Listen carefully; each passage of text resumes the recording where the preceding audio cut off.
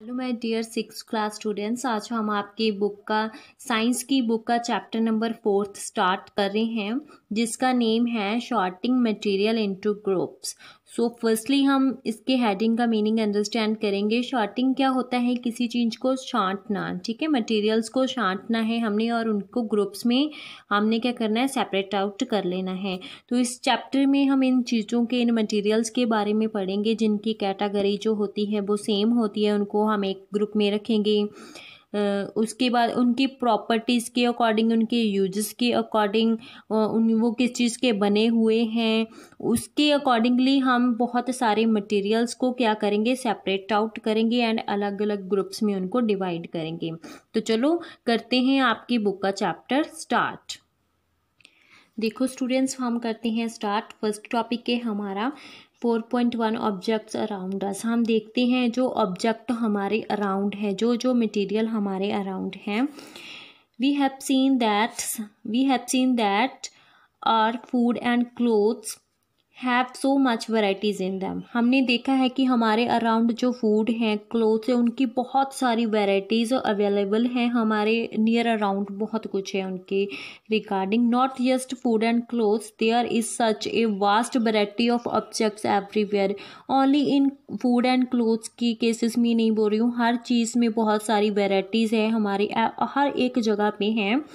We see around us a chair, a bullock cart, a cycle, cooking utensils, books, clothes, toys, water, stones and many other objects। अब हम अपने आले द्वारा इन सभी चीज़ों को देख सकते हैं। चेयर, ये सब कुछ, बैलगाड़ी, कुकिंग, सब कुछ, cooking utensils, books, clothes, toys, water, stones and many other object, हम ये सब कुछ अपने आले दुआले देख सकते हैं। All these objects have different shapes, colour and uses. हमें पता है, हमने इन सभी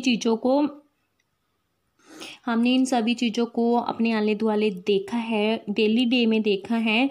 तो इन सभी ऑब्जेक्ट्स का क्या होता है, इनकी शेप्स भी डिफरेंट होती है, कलर भी इनका डिफरेंट होता है और इनके यूजेस भी जो होती हैं वो डिफरेंट होते हैं। अभी फिगर दिखाते हैं आपको 4.1। सो स्टूडेंट्स, आप इस फिगर में देख सकते हो बहुत सारा मटेरियल है जो आप यहाँ पे देख सकते हो। इनकी शेप्स, इनका कलर, इनका यूजेस सब कुछ डिफरेंट है। उसके अकॉर्डिंगली हम इनको डिफरेंट ग्रुप्स में डिवाइड करते हैं। आगे देखो, look around and identify objects that are round in shape. आपने क्या करना है, अपने आले दुआले देखो कि कौन कौन से ऑब्जेक्ट जो है राउंड इन शेप में है, जिनकी शेप जो राउंड है। आर लिस्ट में conclude A rubber ball, football and A grass marbles. अगर आप राउंड शेप को कैटेगराइज करो, उन सभी चीज़ों को देखो जो क्या है, राउंड शेप की बनी हुई है, तो आप उनमें rubber balls, footballs and grass marbles, इन सभी चीज़ों को लेकर आओगे। If we conclude objects that are nearly round, our list could also conclude objects like apple, orange and earthen pasture like खड़ा बोलते हैं, जिसे हम, अगर हम बोलें कि हम उन चीज़ों को भी उनके साथ कंक्लूड करें जिनकी जो शेप है वो थोड़ी बहुत ही राउंड आ रही हैं। प्रॉपरली राउंड नहीं बोल रही हूँ, हम बोल रहे हैं प्रॉपरली राउंड में हम बोलेंगे कि ओनली रबर बॉल, फुटबॉल, ऐसी वाली, ग्रास मार्बल, इन सभी चीज़ों को हम राउंड शेप में ले रहे हैं, तो हम इनको कैटेगराइज करेंगे।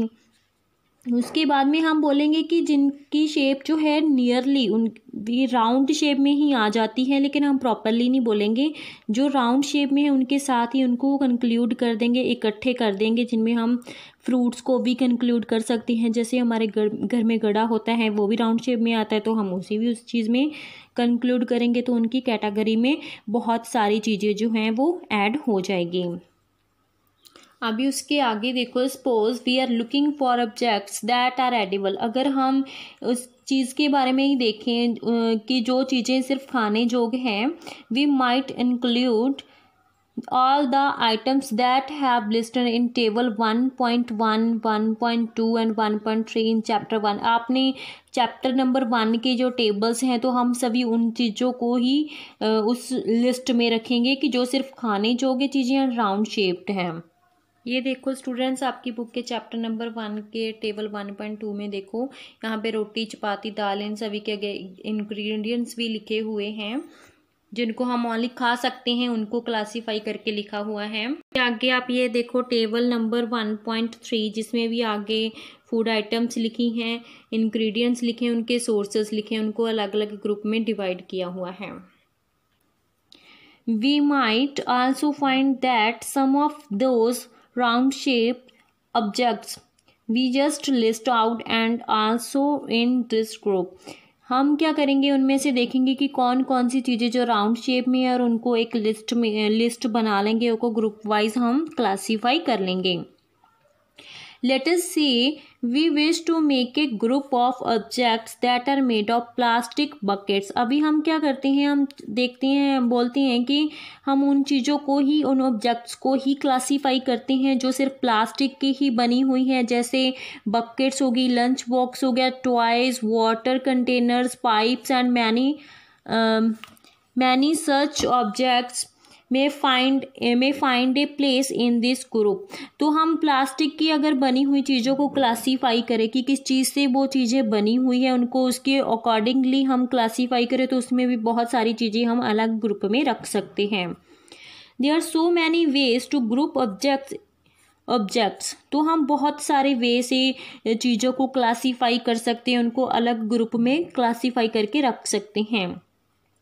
In the above examples, we have grouped object on the basis of their shape or the material they are made of।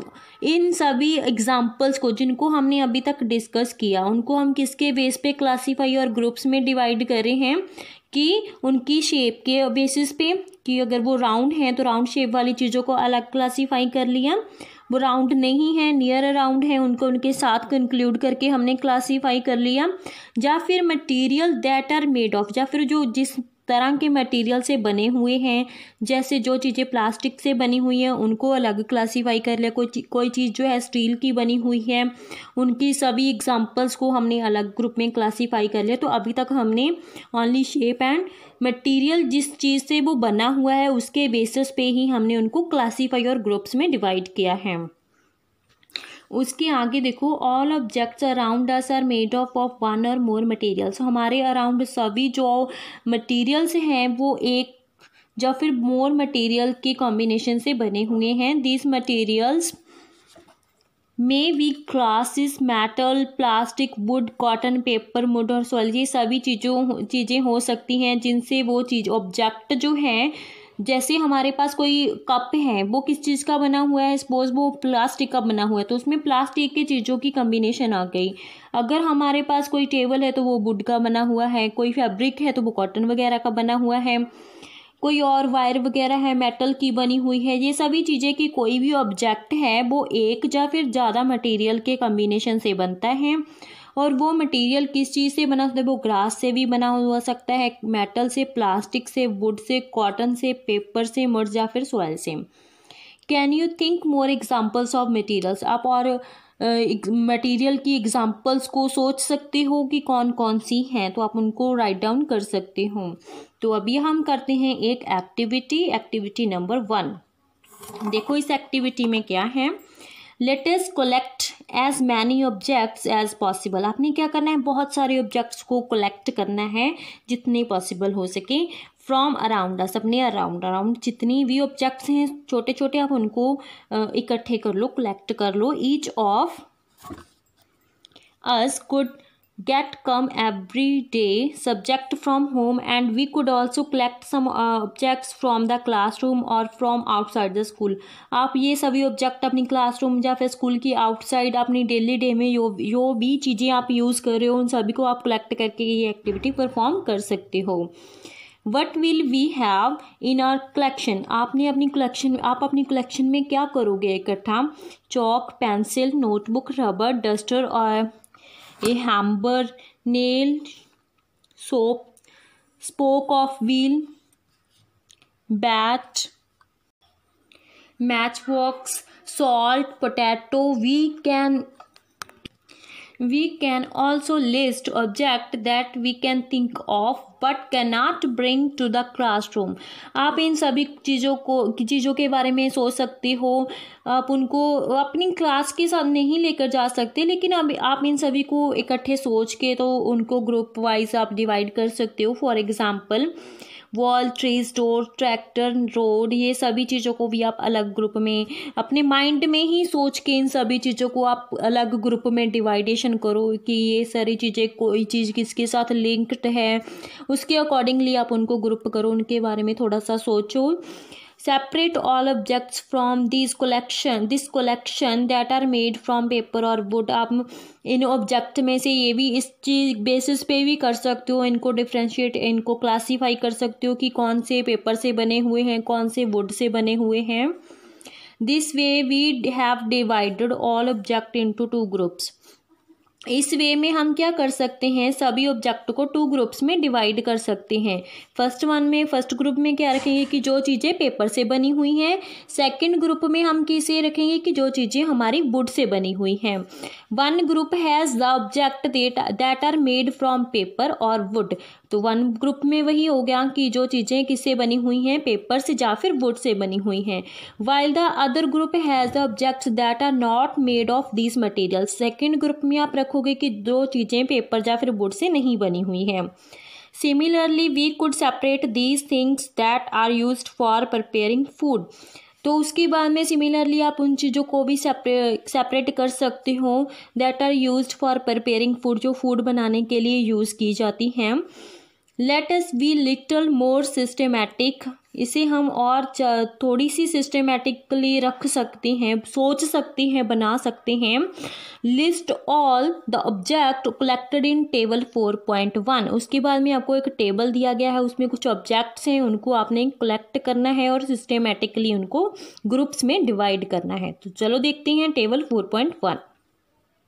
देखो स्टूडेंट्स, ये है आपकी बुक का table 4.1 objects and the materials that are made of. आपने देखना है, हमने एक कॉलम में ऑब्जेक्ट्स लिखे हुए हैं जैसे प्लेट, थाली, पेन। उसके बाद में material they are made of, किस चीज़ से वो बने हुए हैं, वो स्टील से बने हुए हैं, ग्लास से बने हुए हैं, प्लास्टिक या एनी अदर मटेरियल से। पेन जो है वो प्लास्टिक का बना हुआ है, मेटल से बना हुआ है। इसको एक किया कि ऑब्जेक्ट्स को आपने किस मटेरियल से ये चीज़ें बनी हुई हैं उसके बेसिस पे आपने उनको क्लासीफाई या फिर ग्रुप में डिवाइड कर दिया। उसके आगे देखो, try to identify the materials that each one is made of. आपने ऐसे ही ट्राई करना है कि कोई मटेरियल जो है वो किस चीज़ से बना हुआ है, उसके अकॉर्डिंगली आप उनको क्लासीफाई या फिर ग्रुप्स में डिवाइड कर सकते हो। It would be fun to make this a large table collecting information about as many objects as possible. ये आपके लिए एक फन भी होगा और आपको इस चीज़ के बारे में इन्फॉर्मेशन भी मिल जाएगी कि कौन सा ऑब्जेक्ट किस चीज़ से बना हुआ है। It may seem difficult to find out the material out of which some of these objects are made.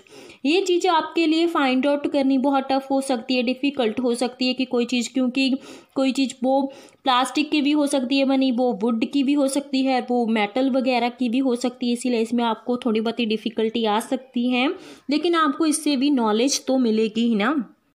उन केसेस में जब आपको इस चीज़ के बारे में कन्फ्यूज़न है, आपको नहीं पता चल रहा कि ये चीज़ किस चीज़ की बनी हुई है, in such cases discuss with your friends, teacher and parents to identify the material. उस केसेस में आप अपने फ्रेंड्स के साथ, अपने टीचर्स के साथ, अपने पेरेंट्स के साथ आप डिस्कस कर सकते हो और उन मटेरियल के बारे में इंफॉर्मेशन ले सकते हो। देखो हमारी activity number 2, table 4.2 listed some common materials. Table 4.2 में हैं कुछ कॉमन मटेरियल्स जो हैं आपको दिए गए हैं।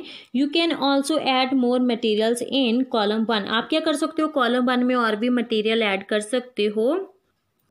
That are known to you, जिन मटेरियल्स को आप जानते हो, उन ऑब्जेक्ट्स को आप उस टेबल में ऐड कर सकते हो। Now try and think of everyday object you know that are made mainly of these materials and listed them in column 2।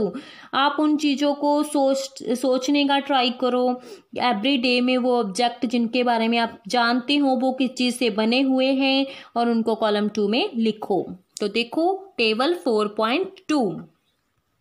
उसके आगे देखो students, table 4.2, different types of objects that are made from same material, जो same material से बने हुए हैं। इसमें देखो फर्स्ट कॉलम में मटेरियल है, यहाँ पे जैसे would, paper, leather, plastic, cotton, ये लिखा हुआ है। ऑब्जेक्ट जिस चीज़ से वो चीज़ें बनती हैं, वुड से कौन कौन सी ऑब्जेक्ट बनती हैं वो लिखे हुए हैं। उसके बाद ये तीनों कॉलम्स उन्होंने छोड़ के रखे थे, मैंने वो फिल कर दी हैं। आप यहाँ से देख के कर सकते हो, आप अपनी एग्जांपल्स भी इसमें ऐड कर सकते हो।